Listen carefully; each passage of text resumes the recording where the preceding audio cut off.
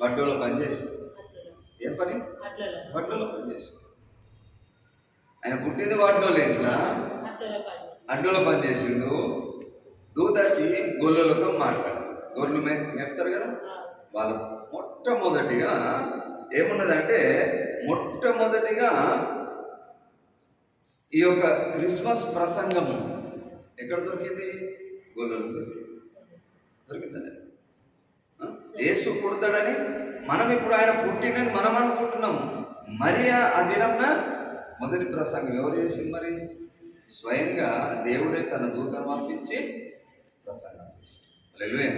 మానవులు చేసే అవకాశం లేదు. ఎవరు నమ్మినా ఎవరు నమ్మలేని పరిస్థితి ఉన్నప్పటికీ దేవుడే స్వయంగా ఏం చేసిండు? తన దూతను పరిస్థితులకు भेज के क्या करा? ऐसे इसके घर में जन्म लेता बोल के बोला మరియా. इसके घर में అది చూద్దాం. ఈ యొక్క మరియ మనం జ్ఞాపకం చేసుకుంటే ఆ దినంన మరియకు పెళ్లి కాలి. ఏమైంది? పెళ్లి కాలి. ఏమైంది? కాలి ఎంగేజ్మెంట్ అని ప్రధానము చేయబడ్డ తర్వాత మరి ఇప్పుడు మనం ఆలోచిస్తే పరిస్థితి ఏంటి? ఆమె గర్భవతి. ఏంటిదన్నట్టు వాక్యంలో చదువుతున్నది. అయితే యోసేపుకి ఏమొచ్చింది? విషయం తెలిసింది. తెలిసినప్పుడు దూత మరియతో మాట్లాడింది. దూత మళ్ళీ ఎవరితో మాట్లాడుతున్నాడు? యోసేపుతో మాట్లాడు. ఏమని మాట్లాడుతున్నాడు? యోసేపు, మీ ఇద్దరిని దేవుడు ఒక ప్రత్యేకమైన పని కొరకు ఎన్నుకున్నాడు. కాబట్టి నీ భార్య విషయంలో నువ్వు ఎలాంటి డౌట్ పట్టే అవసరం లేదు. ఆమె గర్భం ధరించింది ఎవరి వలన? పరిశుద్ధాత్మ వలన. హల్లెలూయా. యేసు ప్రభు భూమి మీద తండ్రి ఉన్నాడా? లేడు. ఆమె మరియ గర్భం ధరించింది పరిశుద్ధాత్మ వలన. అంటే దేవుని యొక్క కృప వలన మాత్రమే మరియ గర్భం ధరించింది. అటు తర్వాత వీళ్ళ జీవితాల గురించి ఆలోచిస్తే యోసేపుకు మరియమ్మకు అంటే యేసు ప్రభుకు అన్నదమ్ములు ఉన్నారు, ఫ్యామిలీ పిల్లలు ఉన్నారు. అర్థమైందా? అప్పటి మటుకు యేసు ప్రభు ఒక్కోడే. ఇంకోటి ఆలోచన చేద్దాం.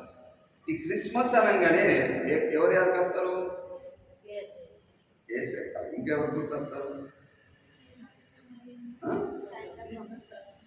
క్రిస్మస్ తాత. క్రిస్మస్ తాత అనే సందర్భం బైబిల్లో లేదు. ఇప్పుడు ఏమైపోతున్నదంటే యేసు ప్రభు కంటే హడావిడి వల్ల నడుతుంది క్రిస్మస్ తాతదే. బైబిల్లో లేదు. ఏమైపోయింది? మొత్తము ఎక్కువైపోయింది. అవునా కదా? ఆ క్రిస్మస్ అనే ట్రీ కూడా లేదు. ఆ ట్రీ ఏమైపోయింది? ఇప్పుడు అనేకులకు చెప్పి పెట్టడం. ఇంకోటి ఆ దినం ఉన్నది ఏంటిది? నక్షత్రము. ఏంటిది? ఆకాశంలో ఏమైంది? ఒక నక్షత్రము వెలిగింది. దేవుని యొక్క వాక్యం ఏమంటుంది గుర్తా? ఎవరైతే దేవుని బిడ్డలైన వారు దేవుని యొద్దకు అనేకులను ఎవరైతే నడిపిస్తారో వాళ్ళని లేఖనం ఏమంటుందంటే, వాక్యం ఏమంటుంది? వారు నక్షత్రం వలె ప్రకాశిస్తారు. హల్లెలూయా. వాక్యం మనకేమంటే జ్ఞాపకం చేస్తున్నాడు? నక్షత్రం ఎవరు అన్నట్లు? అది నిన్న యేసు ప్రభు పుట్టినప్పుడు ఒక నక్షత్రం వెలిసింది. ఆ నక్షత్రం బట్టి ఏమన్నాడు? ఆ యొక్క నక్షత్రము కాంతిని వెలుగును బట్టి ఎవరన్నా ఒక రాజు పుట్టనను పుట్టాలా, చావనన్నా చావాలా అనగా ఆ దినం ఎవరు పుట్టారు? యేసు ప్రభు పుట్టాడు.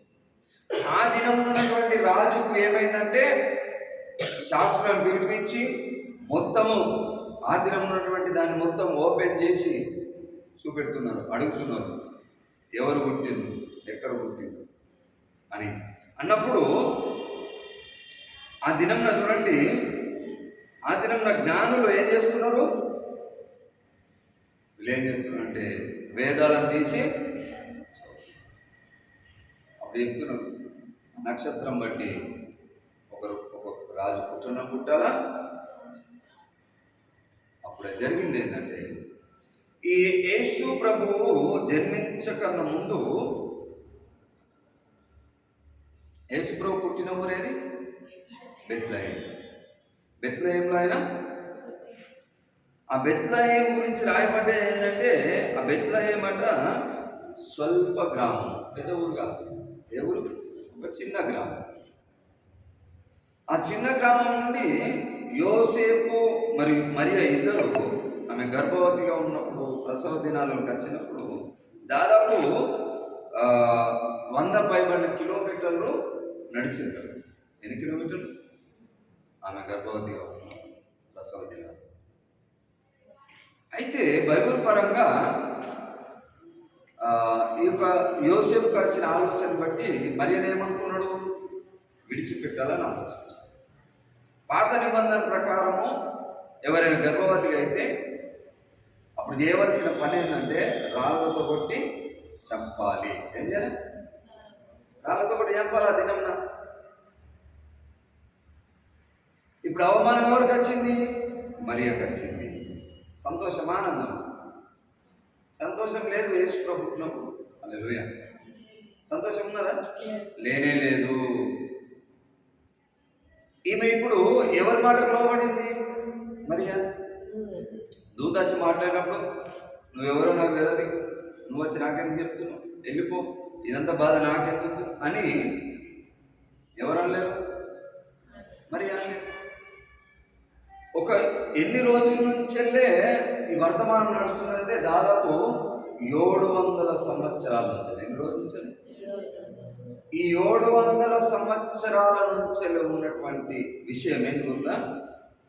యెషయా గ్రంథంలో రాయబడిన మాట. యెషయా గ్రంథంలో ఏమన్నానంటే, యెషయా గ్రంథము ఒకసారి తీద్దాం. 7వ అధ్యాయం తీయండి ఒకసారి. యెషయా గ్రంథము 7వ అధ్యాయం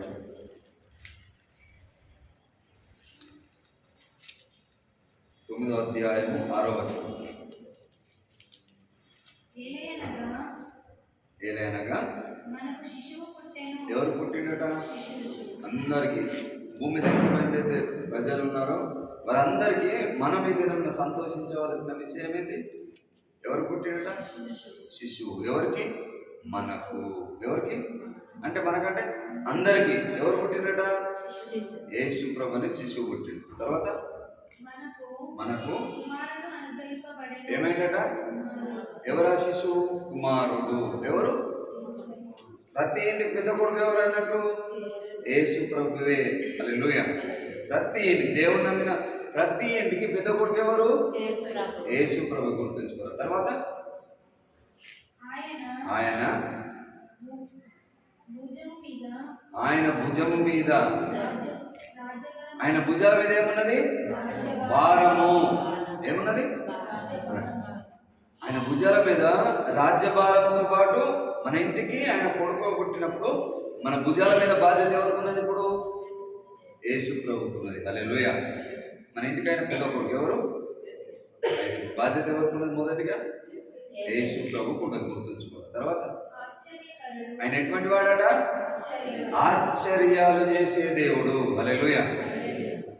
మనం ఆయన ఇంట్లో ఉన్నప్పుడు, ఆయన మన ఇంట్లో ఉన్నప్పుడు మనకు ఆశ్చర్యమైన కార్యాలు జరగాలంటే వాళ్ళు చూసుకుంటారు. ఇప్పుడు మనం అనుకుంటాం కదా, అన్నీ నేనే చేయాలి, అన్నీ నేనే చేయాలి, అన్నీ నేనే చూసుకోవాలంటాం కదా.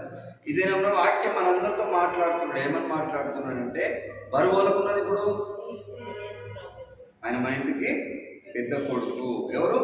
యేసు. మనందరికీ ఆయన శిశువు, కుమారుడట. మనకంటే ఎక్కువ బాధ్యత బరువు వాళ్ళ మీద పెడదాం. ఏదన్నా యేసు మీద పెడదాం. ఒకటి అడగాలి, ఏమన్నా? దేవా, నువ్వు మాకు పెద్ద కొడుకు కాబట్టి మా బరువు, మా బాధ్యత ఎవరిది? యేసు ప్రభు. తర్వాత చూడండి, ఆయన ఎటువంటి దేవుడట? ఆలోచనలు ఇస్తాను. మనకి ఎన్నో ఆలోచనలు దిగుతాయి నెత్తిలో. అది చేయాలా, ఇది చేయాలా, ఏమో చేయాలా, ఏమో చేయాలా. ఆయన అంటున్నాడు, మనం ఆయన అడిగితే మనకు ఆయన ఏమిస్తాడట? ఆలోచనలు. ఏమిస్తాడు? మనకి ఎప్పుడైనా ఆలోచన రాకుంటే మనం వేసేయాలి కదా, దేవా నువ్వు నాకు ఆలోచన, మంచి ఆలోచన. తర్వాత ఎటువంటి దేవుడట? అంటే మనందరికి పుట్టినటువంటి యేసు ప్రభు ఎటువంటి వాడు? బలవంతుడు, మనకంటే బలవంతుడు. శరీరపరంగా బలవంతుడు, ఆత్మీయతలు కూడా బలవంతుడు. ఎవరు? యేసు. తర్వాత ఆయన ఎవరట అంటే ఆయన భూమి మీదకి రాకముందే తండ్రిగా ఉన్నాడు. నిత్యుడు అంటే ఎల్లప్పుడూ. మనం భూమి మీద కొన్ని రోజులు ఉంటాము, ఉండము. ఈ దినంలో మనం ఉన్నాము. నిన్నటి దినం ఎంతో మంది ప్రపంచంలో భూమిని, ఈ దినం ఉదయకాలంలో కూడా ఎంతమంది భూమిని ప్రపంచంలో నుంచి వెళ్ళిపోయిన మనకు తెలియదు. ఆయన ఎటువంటి వాడట? నిత్యుడకు తండ్రి. తర్వాత సమాధానంకి అధిపతి. హల్లెలూయా. మన హృదయాలు, మన జీవితాలు ఎప్పుడన్నా మన సమాధానం లేకుంటే ఎవరిని అడగాల? యేసు. తర్వాత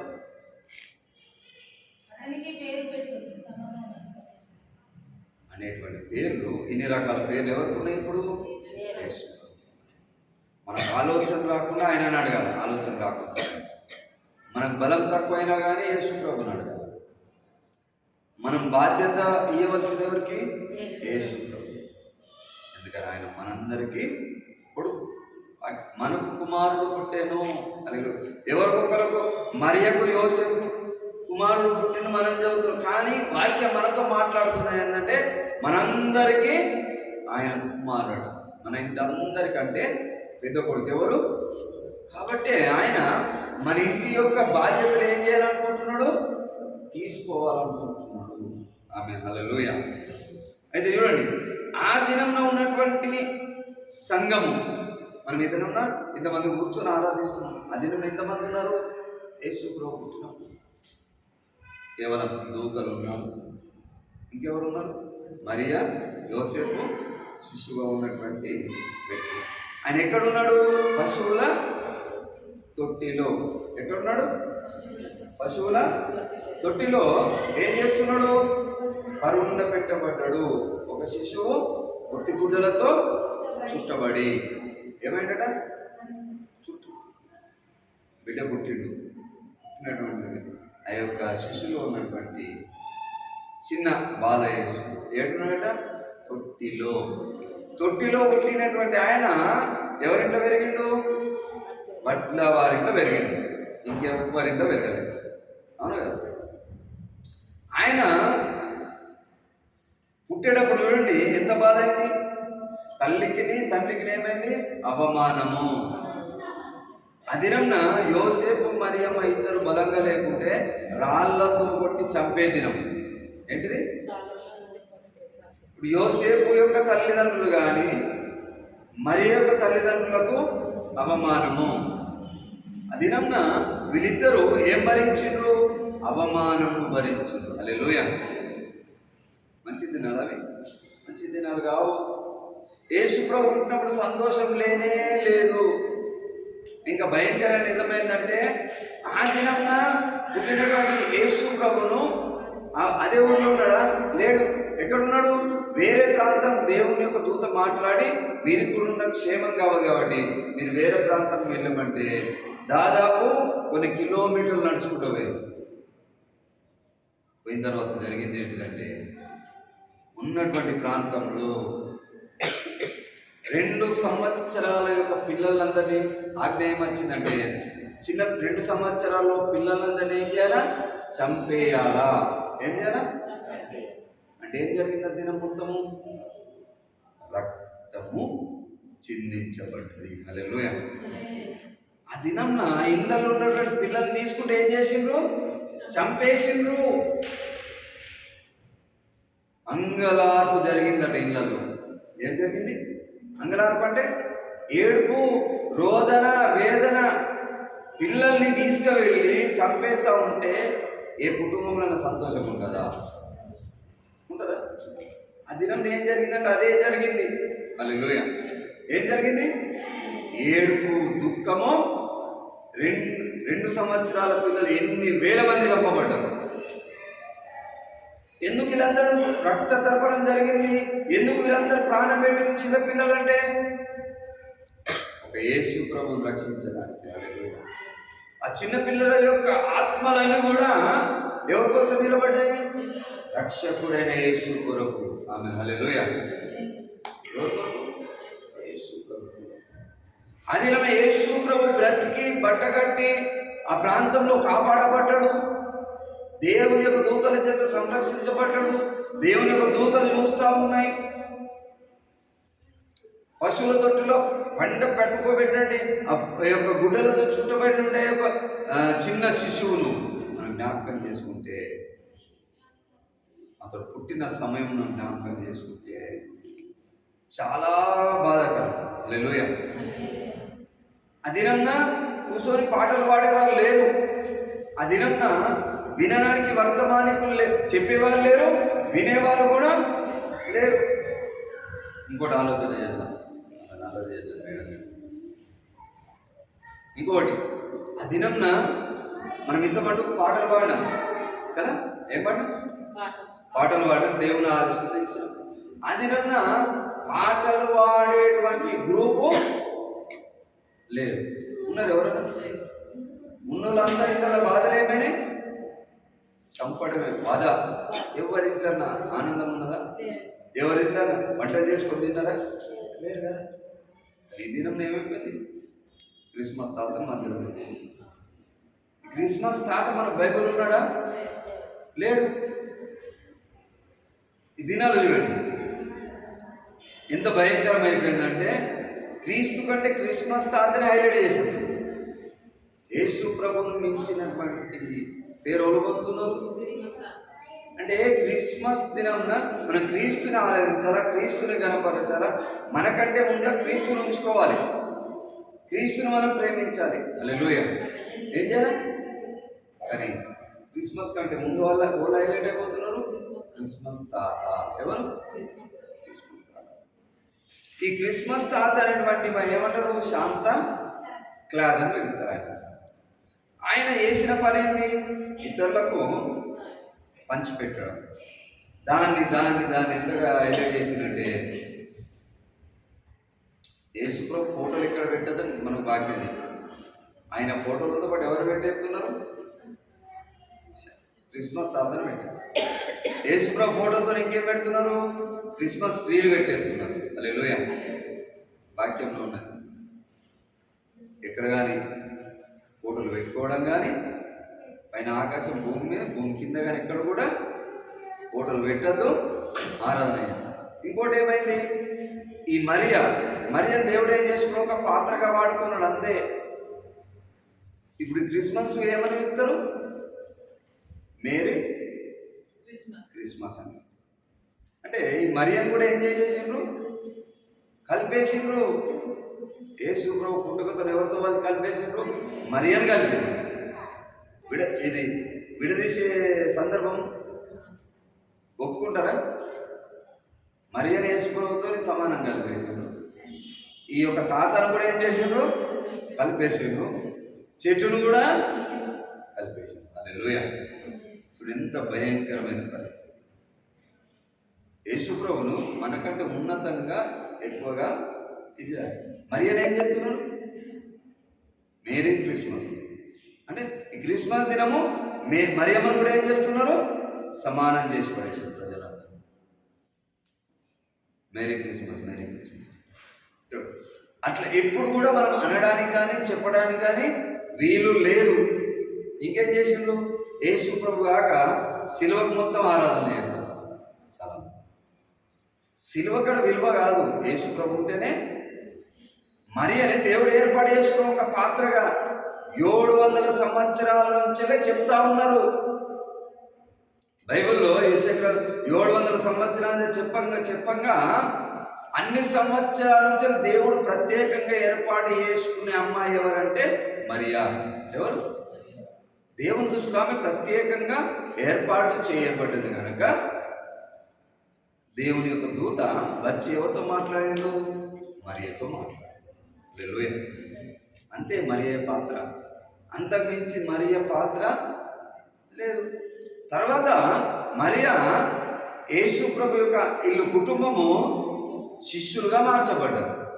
అంత పవిత్రురాలు వాస్తవమే, పరిశుద్ధమైన స్త్రీ వాస్తవమే, కానీ ఆమె పూజింపదగిన స్త్రీ కాదు. హల్లెలూయా.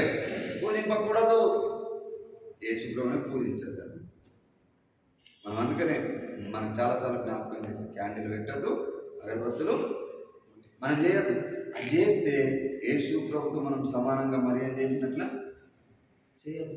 ఏం చేస్తున్నట్టు గుర్తుంది? విగ్రహారాధన. ఏంటిది? విగ్రహంకు మనము పూజలు చేస్తున్నట్టు. యేసు ప్రభుకే చేయదు.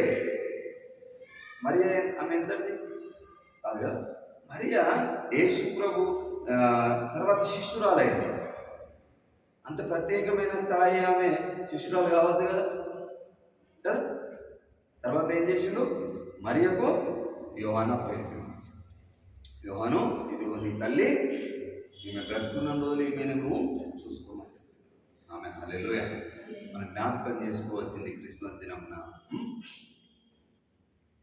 ఆ దినంన మరియను మామూలు స్త్రీల వల్లే చూడాలి, అంతే. అంతకుమించి ఎక్కువ చేయడానికి వీలు లేదు.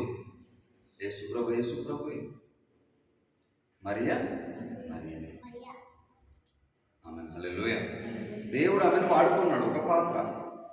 ఎగ్జాంపుల్ ఏంటంటే మనం ఉన్నాం కదా, మనల్ని కూడా దేవుడు వాడుకుంటున్నాడు. మనం ఒక పాత్రలో, అంతేనా కదా. మరియా కూడా అంతే. ఎందుకంటే 700 సంవత్సరాల నుంచి దేవుడు అనేకులను పరీక్షించి చూసిన తర్వాత అందరిలో బెస్ట్ క్వాలిటీ ఉన్న అమ్మాయి ఎవరంటే మరియా. వారి ఇంట్లో జన్మించింది, అంతే. అంతకుమించి ఏమీ లేదు, అవసరం లేదు. మరి మనం ప్రాధాన్యత అవసరము లేదు. మేరీ క్రిస్మస్ అనే అవసరం కూడా, హ్యాపీ క్రిస్మస్ చెప్పాలి. ఆమె హల్లెలూయా. మనము చెందవలసిన ఆరాధన, మనం చేయవలసిన ఆరాధన, మనం చేయవలసిన స్తుతి ఎవరికి సమర్పించుకోవాలా? యేసు ప్రభుకి సమర్పించుకోవాలి. మనం చేసే క్రిస్మస్ ఎవరికి సమర్పించుకోవాలా?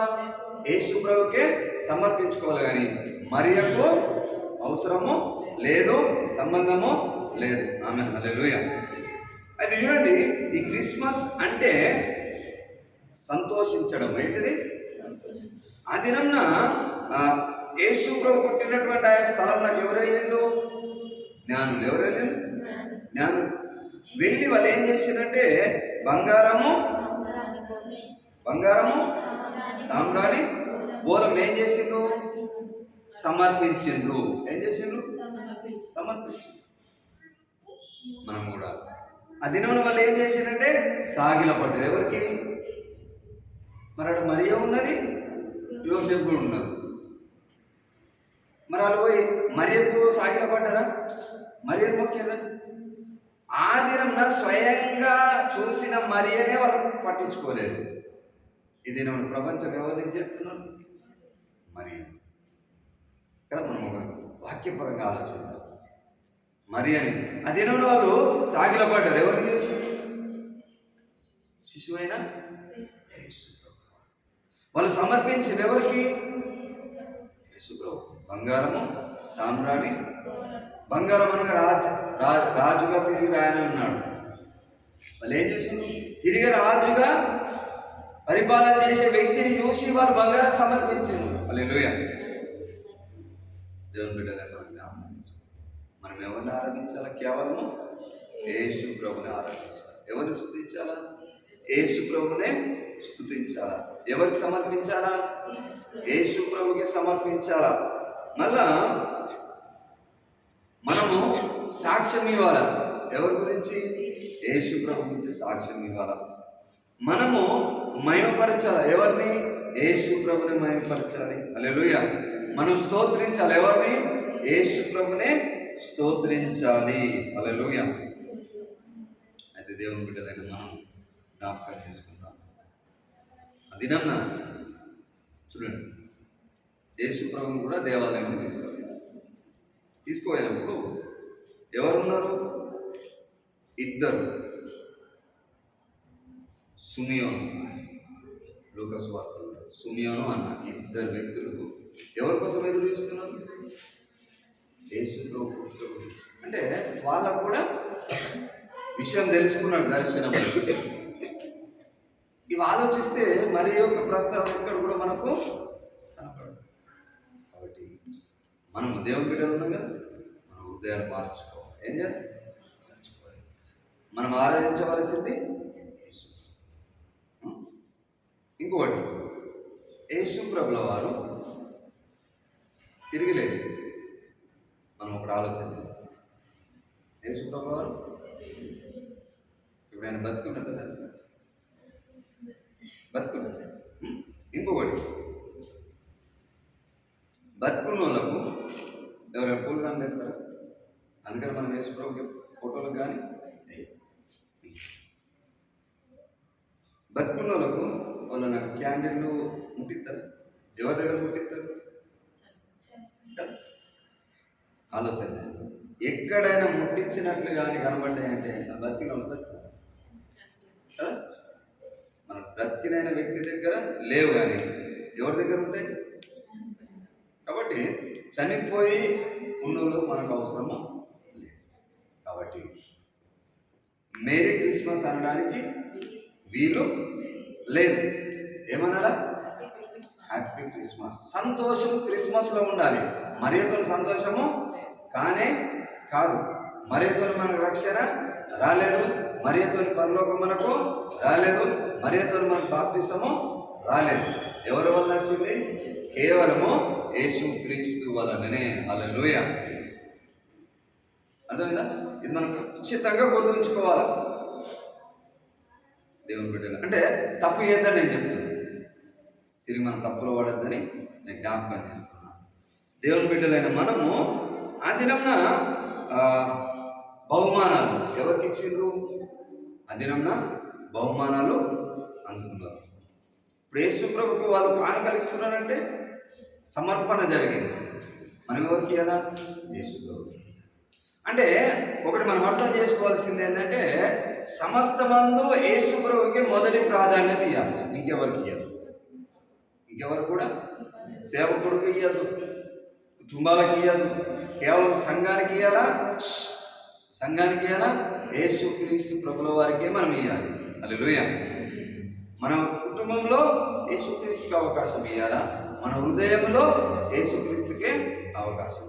ఆ దినంన ఈ యొక్క యేసు ప్రభువును వెంబడించే వ్యక్తులు జ్ఞానులు వెళ్తూ ఉన్నారు. జ్ఞానులు వెళ్తూ ఉన్నారు. వాళ్ళని ఎవరు నడిపించిండ్రు? ఎవరు నడిపించిండ్రు? ఎవరు నడిపించిందంటే, దేవుడు ఎవరిని ఏర్పాటు చేసిన వాళ్ళ కొరకు? నక్షత్రం. ఎవరిని? నక్షత్రం. వాళ్ళు ఒక్కరోజు 2 రోజులు నడవలే, సంవత్సరాల లక్ష్యం. దరిదాపు ఒక 2 సంవత్సరాల ప్రయాణం. చూడండి, పోయి యేసు ప్రభువును మనకు కనబడేదంటే ఆయన చూసి, శిశువుని చూసి ఏం చేసిండ్రు? సాగిలపడ్డారు, సంతోషపడ్డారు. వాళ్ళు రావడానికి ఎన్ని రోజుల టైం పడింది? వాళ్ళు ఏం తిన్నారు? ఇంటికి వెళ్ళాలంటే ఒక రెడీ చేసుకున్నారు. ఆ దినంన వాళ్ళ ఫుడ్ రెడీ, సంవత్సరం ఉంటుంది ఫుడ్. డబ్బులు తీసుకొని వెళ్ళినచ్చు. ఎన్ని చోట్ల ఆగుకుంటా, ఎన్ని చోట్ల వంట చేసుకుంటా తినుకుంటూ వెళ్ళిపోయారు. అంటే ఆ దినంన వాళ్ళు వెళ్ళిన వారు కూడా చాలా ప్రయాసంతో, ఒక సంవత్సరం ప్రయాణం, 2 సంవత్సరాల ప్రయాణం నడిచేనంటే మామూలు విషయమా? ఎంత భయంకరం. అంటే ఇటు తల్లి మరియ అయినా, తండ్రిగా పిలువబడుతున్న యోసేపు అయినా ఏం చేసిండు? కష్టపడ్డారు. తమ ప్రాణమును అరిచేతిలో పెట్టుకొని యేసు ప్రభువు నిలబడ్డారు. హల్లెలూయా. ఎక్కడన్నా సంతోషం ఉన్నదా? లేదు. దుఃఖము, బాధ, వేదన, ఇబ్బంది. మా దినమాలు లేచుకుని బట్టలేంటి? ఇళ్ళలో పోదామంటే వాళ్ళు రానిచ్చిండాలని ఎవ్వరు కూడా రానియలేరు. మా ఇంట్లో స్థలము లేదు. ఎవరు స్థలం ఇచ్చింది ఆయనకు? పశువులు. ఎవరు? పశువులు ఏం చేసినాయి? అవునా? ఆయన యెరూషలేము ప్రాంతం నడుచుకుంటూ పోయేటప్పుడు ఎవరి మీద, దేని మీద ఎక్కిండు? గాడిద అనేది ఏంటిది? ఒక పశువు. ఆయన ఏ తొట్టిలో ఎక్కడున్నాడు? పశువుల ఒక మనుషులు సత్రంలో ఆయనకు స్థలము ఉన్నదా? సత్రం అంటే అందరు ఉండేది, పడుకునేది, దాన్ని సత్రం అంటారు. సత్రంలో ఆయనకు స్థలము అంటే అల్లకెళ్ళి కూడా ఇలా కొట్టారు అన్నాడు. అర్థమైందా? మనుషులు ఆయనకు అవకాశం ఇవ్వకుండా ఎవరు అవకాశం ఇచ్చారు? దేవుడు ఎవరిని అవకాశం వాడుకున్నాడు దినంనా? పశువులను. ఏంటిది? అవును కదా, పశువుని వాడు. మరియను యోసేపును ఒక పాత్రగా వాడు. పశువుల తొట్టి ఆ స్థలము అది ఒక పాత్రగా వాడబడ్డది బైబిల్లో.